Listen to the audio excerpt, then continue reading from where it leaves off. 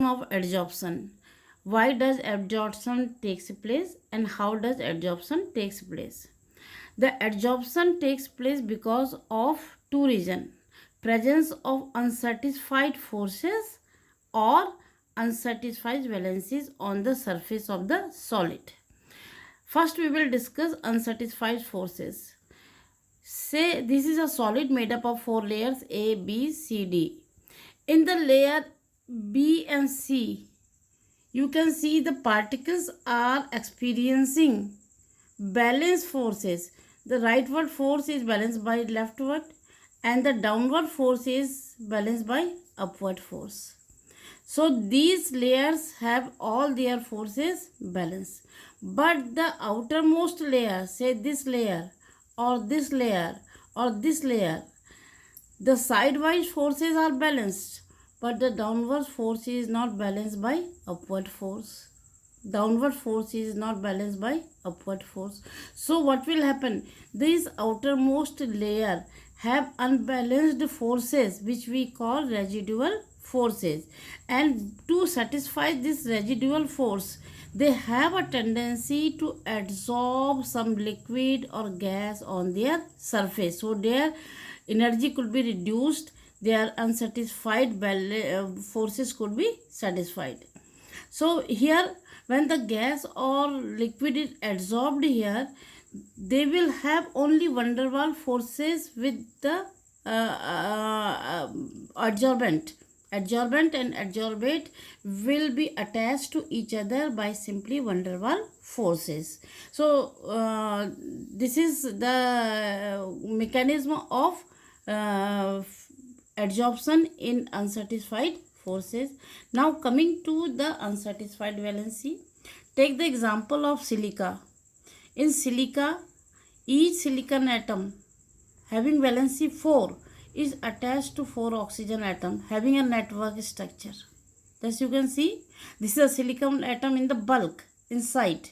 Now coming to the silicon atom present in the surface, this,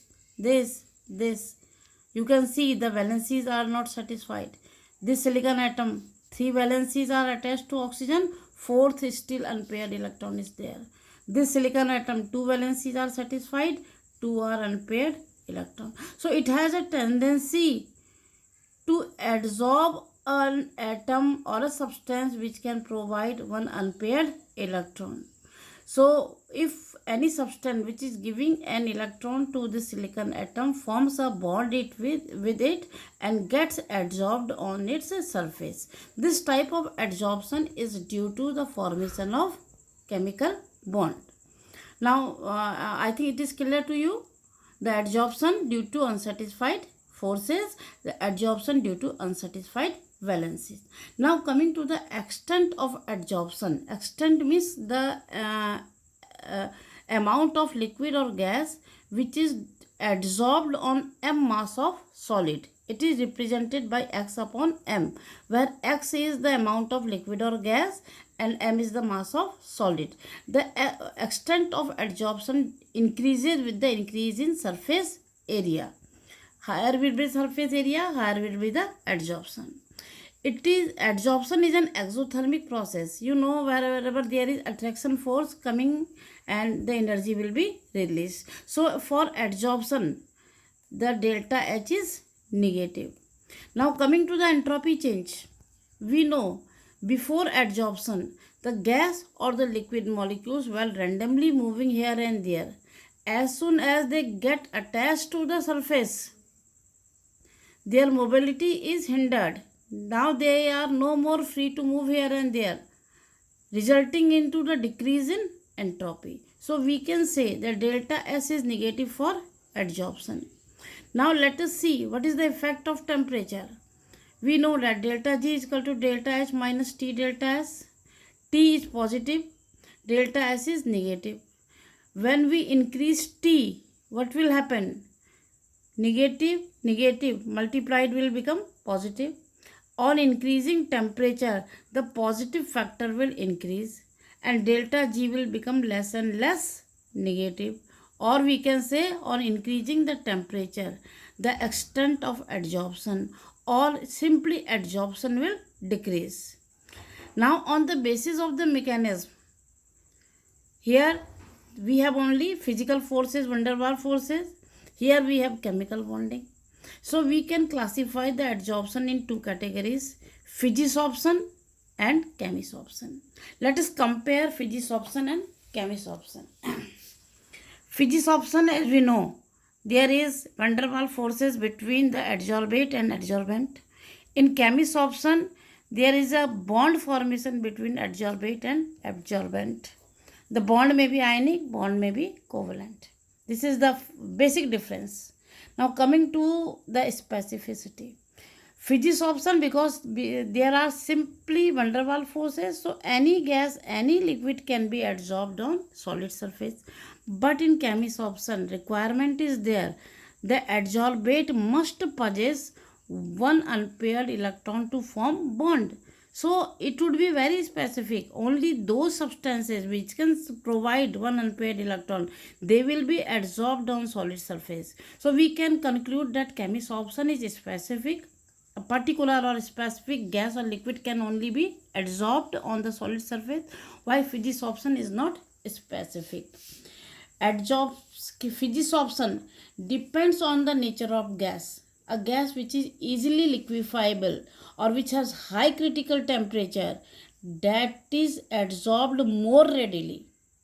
If we take carbon dioxide and oxygen, carbon dioxide will be adsorbed more readily because molecular mass is high and it can easily convert into liquid. That is why it will be adsorbed more readily as compared to that of oxygen.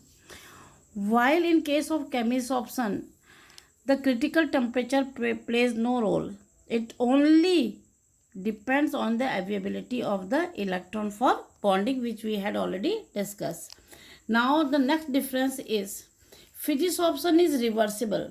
Reversible here does not mean, as we had already discussed, adsorption and desorption. Here reversibility does not mean desorption.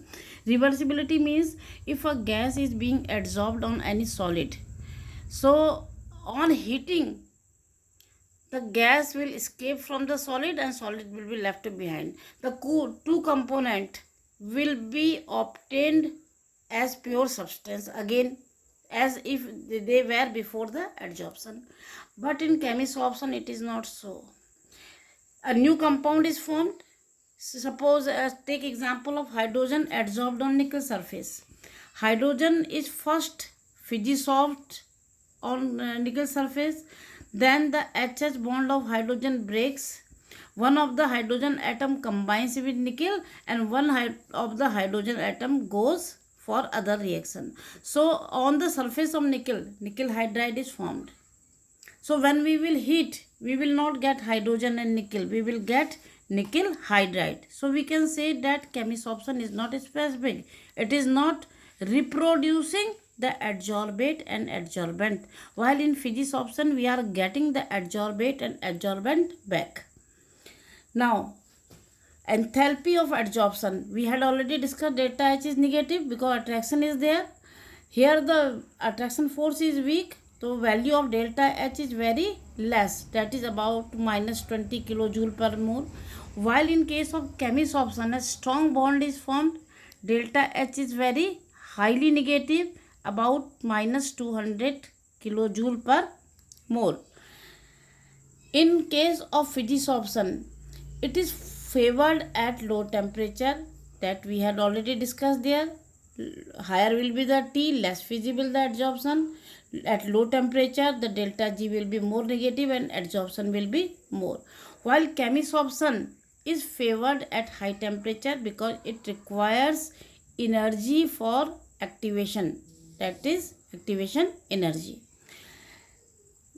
Physisorption, some gas or liquid molecule may go into the bulk, so it may be multimolecular.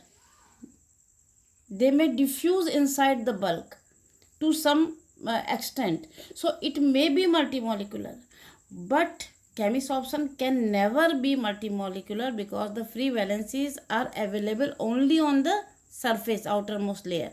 It is always unimolecular. Physisorption does not require any activation energy, no chemical reaction is taking place, while chemisorption requires activation energy. Physisorption and chemisorption both increases with increasing surface area. This is what we have compared physisorption with chemisorption, which you have to learn by heart. Let's proceed to next step.